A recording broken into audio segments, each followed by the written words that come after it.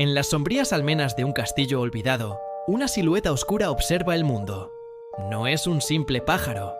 Es un testigo silencioso, un guardián de secretos que la noche no se atreve a susurrar. Sus ojos, dos abismos de obsidiana, lo han visto todo. Han presenciado la vanidad de una reina consumida por los celos y el nacimiento de una belleza que desafiaría su poder. Este es el cuervo de la reina malvada. Pero, ¿qué sabe realmente? ¿Y por qué su lealtad parece tan inquebrantable? La historia que conoces es solo la superficie. Hoy descenderemos a las sombras para desvelar la verdad oculta tras sus alas, mucho antes de que el espejo mágico hablara, antes de que la manzana envenenada fuera siquiera una idea, existía un pacto. La reina no siempre fue la hechicera todopoderosa que conocemos. Era una mujer desesperada, hambrienta de un poder que se le escapaba entre los dedos. En su búsqueda, encontró algo más antiguo que la propia magia del reino, un ser de sombras y conocimiento ancestral. No era un cuervo común, era una entidad, un espíritu atrapado en la forma de un ave, condenado a vagar entre los mundos. La reina le ofreció un trato, un refugio, un propósito, un lugar junto al trono más poderoso, a cambio de su vista y su silencio. El cuervo se convertiría en sus ojos y oídos, su espía perfecto. Volaría sobre valles y montañas, se posaría en los alféizares de ventanas ajenas y le traería los secretos que anhelaba. Así, el cuervo dejó de ser una criatura libre para convertirse en la extensión de la voluntad de la reina, atado a ella por un juramento oscuro, forjado en la ambición y la soledad. Su jaula no era de oro, sino de lealtad. Desde su percha en la torre más alta, el cuervo veía crecer a Blancanieves. Observaba su risa resonando en los patios del castillo, su bondad con los animales del bosque, su belleza floreciendo día a día. Para la reina, cada una de estas escenas era una espina en su orgullo, una afrenta directa a su vanidad. Pero, ¿qué sentía el cuervo? Él, que solo conocía la oscuridad del corazón de su ama, ahora era testigo de una luz pura e inocente. ¿Acaso la envidiaba? ¿O quizás sentía algo parecido a la compasión? La reina se encerraba en sus aposentos, consultando al espejo, mientras el cuervo permanecía inmóvil como una estatua de ébano. Escuchaba sus planes retorcidos, sus susurros llenos de veneno. Vio cómo su obsesión transformaba la belleza de la reina en una máscara de crueldad. Y él no decía nada. Su pacto le obligaba a ser un mero espectador. Pero en el silencio de sus pensamientos, una tormenta se gestaba. Cada día que pasaba, la imagen de Blancanieves, cantando con los pájaros, contrastaba más y más con la fría y solitaria existencia que compartía con la reina. ¿Era realmente lealtad lo que sentía? ¿O era miedo? Miedo a romper el pacto, a enfrentarse a la ira de la hechicera, o quizás miedo a la soledad que vendría si la abandonaba. Su papel como espía era crucial. Fue él quien localizó a Blancanieves en el bosque. Fue él quien guió a la reina, disfrazada de anciana, hasta la cabaña de los 7 enanitos. Cada batir de sus alas era un paso más hacia la tragedia. Volaba por encima de los árboles, una sombra funesta proyectándose sobre el camino de la princesa. La reina confiaba ciegamente en él, en su siervo silencioso. Nunca cuestionó su fidelidad, nunca vio la duda que empezaba a anidar en su oscuro corazón. Imagina la escena. El cuervo, posado en una rama cercana, observa a Blancanieves. Ve su amabilidad, cómo comparte su escasa comida con las criaturas del bosque. Él mismo, un ave, podría acercarse y recibir una caricia en lugar de una orden.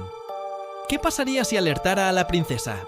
Un simple graznido fuera de lugar, un vuelo en la dirección opuesta, podría cambiar el curso de la historia. Pero el peso del pacto era demasiado fuerte. Era una cadena invisible, más pesada que cualquier grillete de hierro. Su existencia estaba ligada a la de la reina. Su supervivencia dependía de su obediencia. La tensión aumentaba con cada misión. El cuervo no solo era un espía, sino también un cómplice. De hecho, fue el cuervo quien siguió al cazador al bosque. Vio cómo el hombre, conmovido por la inocencia de la princesa, era incapaz de cumplir la orden. Observó cómo le perdonaba la vida y mataba un jabalí en su lugar. Fue su graznido el que alertó a la reina del engaño. Le presentó el corazón del animal, sabiendo que era una mentira, pero su pacto le obligaba a informar, no a interpretar. Este fue su primer acto de complicidad directa en el destino de Blancanieves, un punto de no retorno. La reina, enfurecida por la traición del cazador, se volvió aún más dependiente de su espía alado. Ya no confiaba en humanos, solo en la fría y silenciosa eficiencia de su cuervo. Le encomendó la misión más importante hasta la fecha: encontrar a Blancanieves, descubrir su escondite y no fallar donde el cazador había flaqueado. La presión sobre el cuervo nunca había sido tan grande. Sabía del veneno, del sueño eterno, del ataúd de cristal. Cada detalle del plan pasaba por sus oídos antes de convertirse en acción. ¿Podía un ser tan antiguo, tan lleno de conocimiento, permanecer impasible ante tanta maldad? O tal vez su naturaleza no era ni buena ni mala.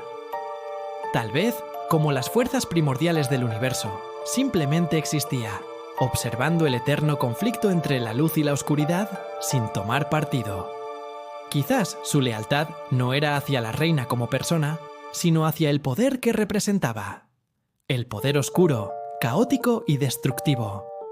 Y Blancanieves, con su bondad y su luz, era la antítesis de todo lo que él conocía. Traicionar a la reina no sería solo un acto de rebelión, sino una traición a su propia esencia, a la naturaleza sombría que lo definía. Era un dilema imposible, una encrucijada existencial para una criatura que había vivido más que los propios árboles del bosque. Llegó el día. La reina, consumida por su última y desesperada tentativa, preparó la manzana envenenada. La mitad roja, que prometía la muerte. La mitad verde, la vida. El cuervo la observó desde su rincón, el reflejo de la manzana brillando en sus ojos como una llama fatídica. Esta vez, la misión era definitiva. Debía asegurarse de que nada ni nadie interrumpiera el plan final. Debía vigilar, garantizar que la princesa mordiera el fruto prohibido. Voló por delante de la reina, una avanzadilla de la fatalidad. Se posó en el tejado de la pequeña cabaña, esperando. El aire estaba cargado de tensión. Desde allí, podía ver a los enanitos trabajando en la mina, lejos, ajenos al peligro que acechaba a su invitada. Vio a la anciana acercarse a la ventana. Vio a Blancanieves, dudando, pero finalmente aceptando la manzana. En ese instante, el destino del reino pendía de un hilo. El cuervo tenía una última oportunidad. Un graznido de alarma podría haberlo cambiado todo.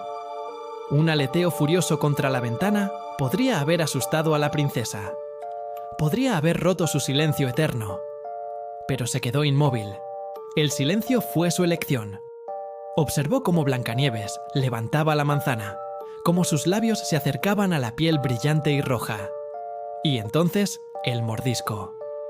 Vio cómo la vida abandonaba sus ojos, cómo caía al suelo, inerte. Su misión estaba cumplida. La reina había ganado, o eso parecía. Mientras la reina huía, celebrando su victoria, el cuervo permaneció en el tejado. Por primera vez, quizás, sintió el peso de su decisión. No era triunfo lo que sentía, ni alivio. Era un vacío. La luz que había observado de lejos se había extinguido, y todo lo que quedaba era la misma oscuridad de siempre. Su lealtad ciega había sellado el destino de la princesa, pero al hacerlo, también había sellado el suyo. Sin Blancanieves como objetivo, la obsesión de la reina se desvanecería, y con ella, su propósito. Se había convertido en el arquitecto de su propia irrelevancia. La victoria de la reina fue, en realidad, la derrota silenciosa de su más fiel sirviente. Aquí va una curiosidad que quizás no conocías. En algunas de las versiones más antiguas del cuento, el cuervo no es solo un espía, sino dos. Un par de cuervos llamados Hugin y Munin, nombres que en la mitología nórdica pertenecen a los cuervos del dios Odín, que representan el pensamiento y la memoria. Esto sugiere que el cuervo de la reina no era solo un siervo, sino una fuente de conocimiento profundo y antiguo, haciendo su pasividad aún más intrigante. Y ahora te dejo con esta pregunta. ¿Crees que el silencio del cuervo fue un acto de lealtad, de miedo o simplemente de indiferencia ante el bien y el mal? ¿Fue realmente un villano? ¿O solo una víctima más del oscuro poder de la reina? Déjame tu teoría en los comentarios. Me encantaría leer lo que piensas. Si te ha gustado este viaje a las sombras de los cuentos de hadas, no olvides darle a like, suscribirte al canal y activar la campanita para no perderte ninguna de nuestras próximas historias. Gracias por acompañarme en este misterio.